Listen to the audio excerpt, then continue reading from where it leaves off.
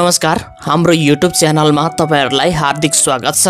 आजको भिडियोमा हामी नेपाल सुन चाँदी व्यवसायी महासंघले तय गरेको दैनिक सुन चाँदी दरको बारेमा जानकारी दिन गइरहेका छौं। आजको दिनमा छापावाल सुन तथा तेजाबी सुनको मूल्य के कति रहेको छ? हिजोको दिनमा यसको मूल्य के कति रहेको थियो? आज घट्यो वा बढ्यो? कतिले घटबढ भएको छ? यसको बारेमा पनि जानकारी दिनेछौं। साथै आजको दिनमा चाँदीको मूल्य के कस्तो रहेको छ? हिजोको तुलनामा घटेको छ या बढेको छ? यसको बारेमा पनि चर्चा हुनेछ। नेपालमा विभिन्न चाडपर्वहरू दशैं, तिहार, छठ, तीज साथै विवाह, व्रतबन्ध, जन्मदिन लगायतका कार्यक्रममा सुन चाँदीको बिक्री वितरण हुने गरेको छ। अझ विवाहमा त सुनको बिक्री वितरण धेरै हुने गरेको छ। जुनसुकै समयमा पनि मानिसको ध्यान सुन चाँदी दर के कति छ भन्नेमा रहिरहन्छ।